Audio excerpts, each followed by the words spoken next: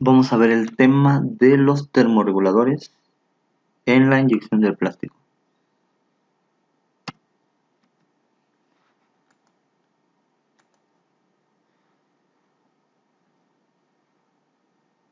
Algunos temas van a ser, pues, interpretar qué es el termorregulador, cómo funciona el PID del controlador, y vamos a ver el termorregulador de agua y aceite, aunque sabemos que tenemos también termorreguladores híbridos, los que tienen la capacidad de enfriar y calentar, que prácticamente es un chiller, y termorreguladores generadores de vacío,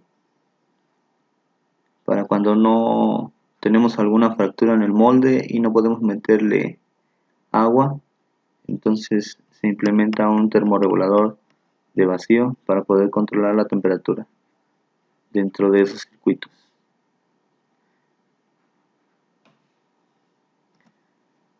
Ok, vamos a ver la parte de marco teórico. Un termorregulador es un periférico utilizado en el proceso de moldeo por inyección de plástico, el cual se encarga de monitorear y controlar por medio de la acción PID la temperatura del refrigerante en proceso, en este caso el agua, asegurando que los parámetros configurados en el control se mantengan con precisión, logrando con esto estabilizar a una temperatura establecida el molde de inyección. Ok, y tenemos esta pequeña gráfica. Muchas veces yo les pregunto a las personas ¿para qué te sirve un termorregulador? Y lo que me contestan es para calentar. Y pues la verdad es que sí, pero en realidad su finalidad no es calentar, su finalidad es estabilizar la temperatura del molde. Vamos a pensar que metemos una bomba como circuito cerrado y realmente y que no desfogue ni caliente, únicamente va a recircular el agua. ¿Qué observaríamos? Que la temperatura se va a empezar a elevar, porque únicamente se va a encargar de estar absorbiendo la temperatura de la inyección. Pero como se ve aquí en la gráfica, lo que hace es solamente al inicio, cuando se arranca el termorregulador, va a tardar en calentar. Llega al set, vamos a pensar que ya está trabajando la máquina, está absorbiendo la temperatura del molde y tiene que bajar la temperatura para estabilizarla. Vamos a pensar que es otro tiro, sube la temperatura y tiene que desfogar el agua para que baje. Y igualmente otro tiro, ¿sí? Entonces este sería realmente su comportamiento real. No es tanto calentar, sino estabilizar la temperatura del molde.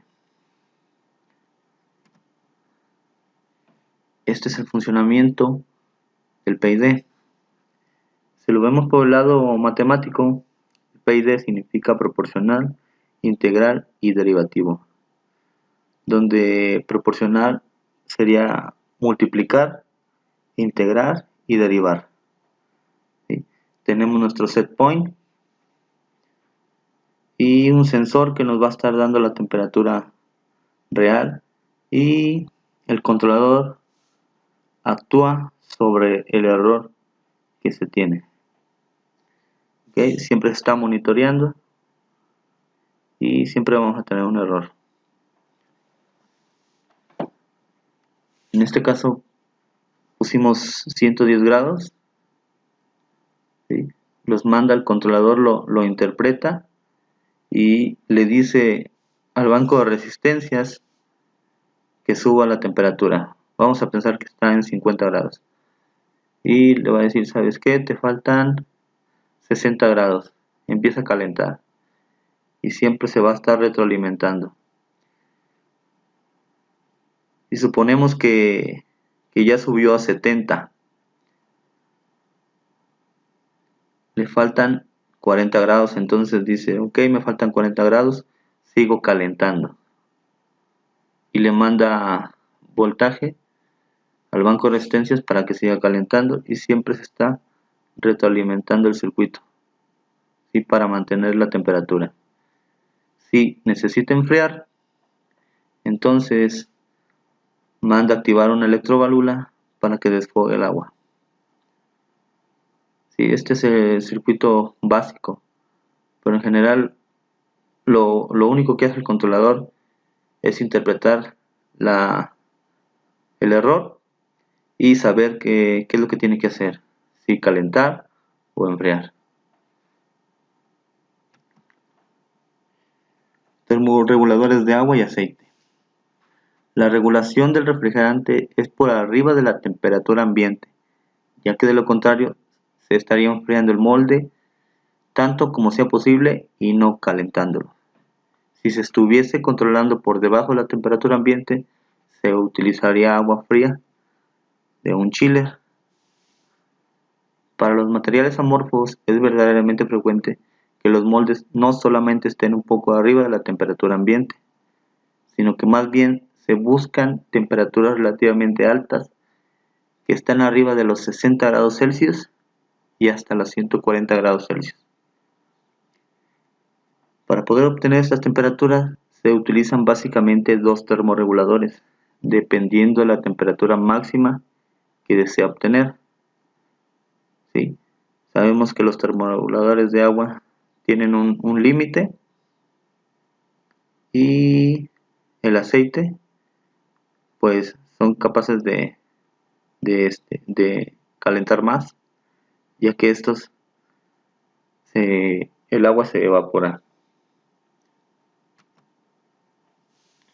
Si vemos el lado del termorregulador de agua, utilizan como fluido térmico el agua, ya sea de un chiller o de una torre de enfriamiento. Estos termorreguladores regularmente calientan a una temperatura menor a los 90 grados Celsius. Sin embargo, los termorreguladores actuales pueden alcanzar hasta los 140 grados Celsius. Anteriormente, estos aparatos de 140 grados solo funcionaban en base a aceite, ya que no existía la tecnología para utilizar agua. Debido a lo peligroso que resulta ocupar aceite a altas temperaturas, se desarrollaron los termos en base a agua. Y aquí dice que cuando se rompía una manguera, independientemente de si era un pequeño orificio, las quemaduras llegaban a ser pues muy relevantes. Estos termorreguladores actuales ocupan agua a presión que le permite estar líquida a temperaturas tan altas como 140 grados Celsius sin formar vapor. Pues de forma resumida nos dice que si queremos trabajar arriba de la temperatura ambiente, utilizamos un termorregulador de agua. Si quisiéramos trabajar a una temperatura más baja, se utilizaría un chiller. Y los termorreguladores de agua utilizan el agua de un chiller o de una torre de enfriamiento. ¿Sí? Actualmente los termorreguladores que se trabajan pues ya pueden soportar hasta los 140 grados Celsius aproximadamente sin que se evapore el agua, ¿sí? Ya que se mantiene todo el tiempo a presión. Los termorreguladores de aceite, que pues realmente no son tan comunes, utilizan como fluido el aceite, el cual tiene propiedades que permiten fluir y disipar el calor al molde con mayor eficiencia. Reemplazan a los termorreguladores de agua cuando necesitan calentarse moldes grandes o se pretende calentar el molde a temperaturas mayores a los 100 grados centígrados, debido a que el agua a estas temperaturas es evaporada y algunos sistemas no están diseñados para trabajar con vapor. El suministro de aceite refrigerante es por medio de un depósito de aceite que se debe mantener a nivel para que el sistema opere en buenas condiciones. Y pues bueno, aquí ya les muestro un termorregulador de los que yo he trabajado tiene un depósito de aceite. ¿Sí? Se observa su tapón. Pues eso regularmente los utilizan cuando quieren alcanzar una temperatura pues más alta de la cual un termorregulador de agua no puede, o cuando quieren calentar moldes demasiado grandes. Algunas marcas que yo conozco pues son los Conair, el Sterling, no puse uno, Mocon, ya son muy viejos. Los Whitman son muy comunes en la industria. Los Advantage y Temtec, que prácticamente son lo mismo. Y estos son, no lo agregué, pero es un AEC. Están los híbridos, que son los Frigel, pero tampoco lo agregué. ¿Cuál es el funcionamiento? Para no leer la parte teórica, pues nada más voy a explicar la parte de este diagrama. Dice que el termo va a bombear y lo lleva a un manifold. Del manifold se van a distribuir los circuitos hacia el molde, ¿sí? Y esos mismos circuitos regresan a un manifold y regresa en una sola línea y lo va a mantener controlado.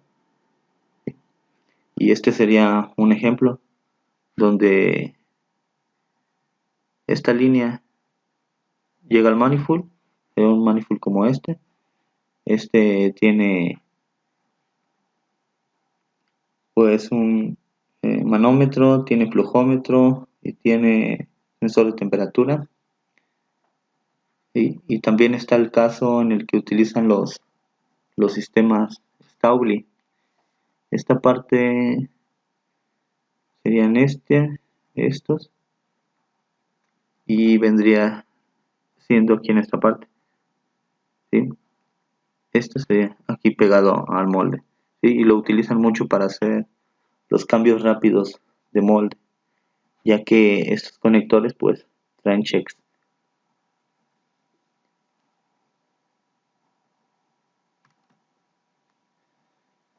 Ok, ahora sí el funcionamiento de un termorregulador. ¿Sí? Lo que dicen estos recuadros es simplemente que tenemos dos depósitos. Si observan la parte blanca, ese sería el depósito de calentamiento. Aquí se ven los elementos, ¿sí?, del banco de resistencias, ¿sí? En esta parte se va a calentar. Y este es el depósito de mezclado, ¿sí? Si observan aquí en el C, aquí dice cooling in, cooling water in, ¿sí? Y observan cómo está de color gris y siempre se está mezclando.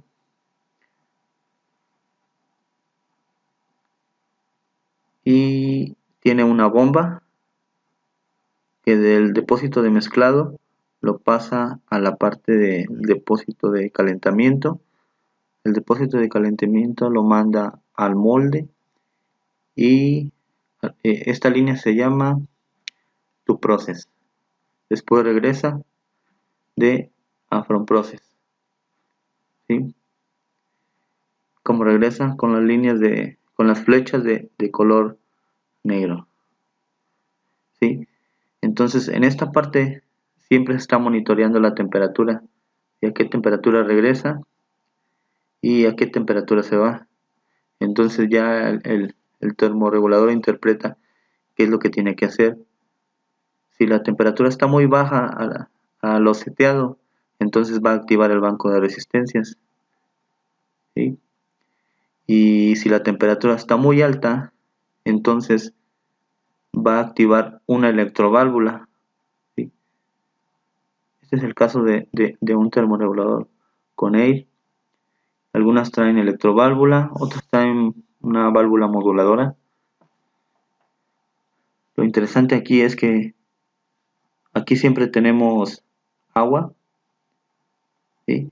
Se está mezclando en el depósito y sale cuando queremos desfogar agua porque está muy caliente, entonces se activa la electroválvula y desfoga agua tibia, ¿sí? Entonces este sería el comportamiento. También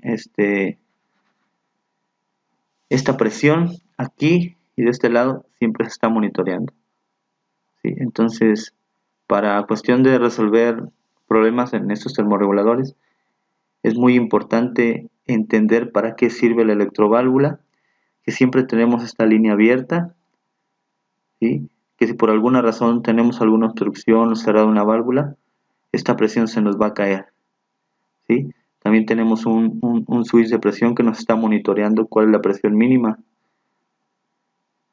porque en caso de correr algún termorregulador sin agua o con poca presión, tenemos riesgo de que se dañe el sello mecánico de nuestra bomba, ¿sí? Entonces por eso es bien importante estar monitoreando los manómetros para saber cuánta es la presión que estamos mandando. Este sería para ver cuánto mandamos aquí y cuánto tenemos de retorno. Esto que les expliqué es lo mismo todo estos recuadros. Y pues las fallas más comunes, que ya es otro tema, pero igual lo voy a mencionar. Fugas de agua, pues por sello mecánico, por la tubería que tenemos conectada, por las conexiones. Cuando la temperatura no baja, ya sea por un diafragma, por émbolo, solenoide dañado, la válvula dañada, por la válvula de desfogue cerrada, ¿sí? La temperatura no sube, pues casi son los mismos casos. La baja presión, lo que comenté, si tenemos una válvula cerrada, si nos está fallando el sensor, o lo que nos está pasando, bueno, lo que me pasa actualmente es que los termorreguladores que nos mandan son nuevos, pero viene bypaseada esa señal del sensor, entonces aunque esté cerrada la válvula y no tengamos presión en el termo, el equipo funciona y y logra que se nos dañe el sello mecánico, entonces no se alarma por baja presión. Y estos ya son casos como que más comunes. Se apaga y no enciende, pues ya sea por protecciones, se bota un térmico, clavijas dañadas, motor dañado.